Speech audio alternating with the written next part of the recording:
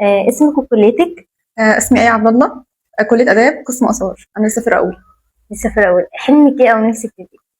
هو انا اصلا في الاول كنت مذبذبه في حته حلمي، يعني مم. كنت مش عارفه ان انا اصلا حتى اختار ايه.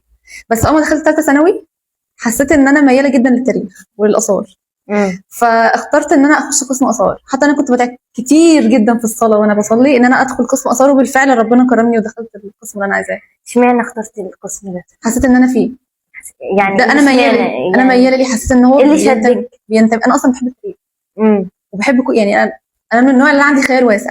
فمثلا كنت بشوف اي حاجه بفضل اتخيلها. امم. كنت مثلا بتخيل نفسي ان انا في مكان سياحي ومعايا كده يعني سياح كتير اجانب وانا وافد بقى واقعد بكلمهم. اشرح بقى. ايوه بقعد اشرح لهم.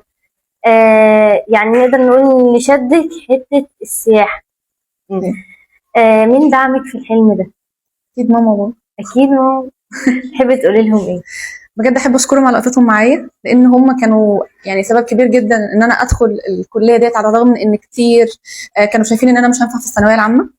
بس بالعكس هم وقفوا معايا وقالوا احنا معاكي لحد النهايه. ده بجد كويس جدا، وكويس ان هم فضلوا مؤمنين بيكي ومصدقين ان انت هتوصلي، وبالفعل وصلتي. طب بالنسبه بقى للمركز، كان نفسك اشمعنى دخلتي المركز وبدات فيه؟ هو انا اصلا ما كانش في دماغي ان انا ادخل المركز. وانا من ثانيه ثانوي كنت بلقي شعر في المدرسه عادي، كنت عادي معروفه في المدرسه، بس ما كنتش متوقعه ان انا لما ادخل الكليه هتعرف برضو بالشعر اللي انا بقوله.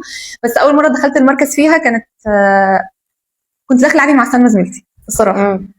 فبعدها حسيت ان المكان عادي، لا مكان يعني راحه.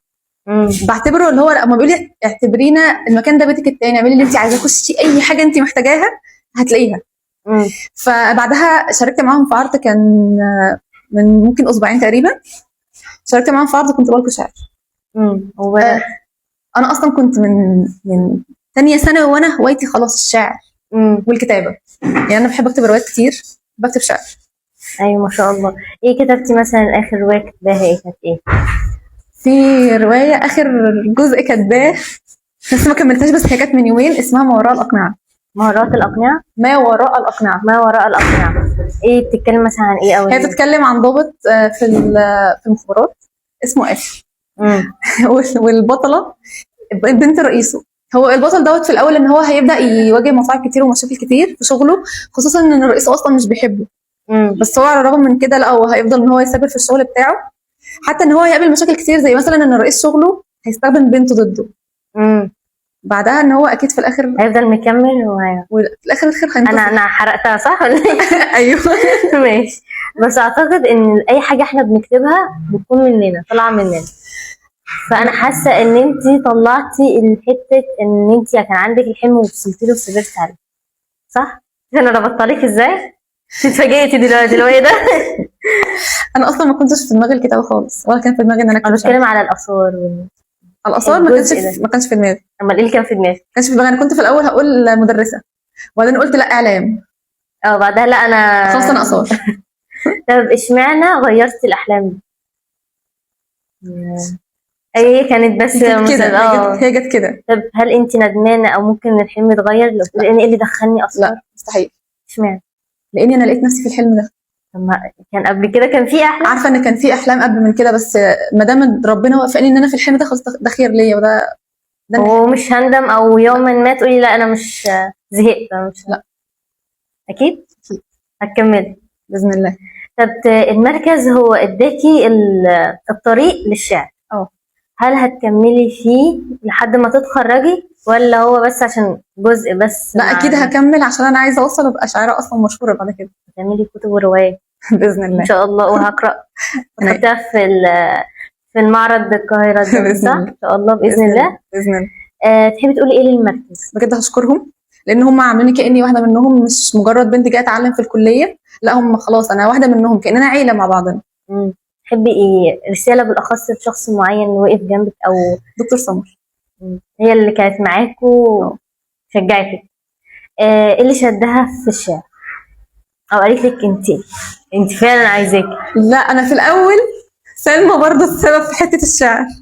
سلمى صاحبتك بجد، شكرا ليها عشان هي داعمه بجد وفعلا صديقه جدا. ايوه هي بجد بالصدفه لقيتها بتقولي تعالي، فبقول لها في ايه؟ فبتقول لي الدكتور عايزه.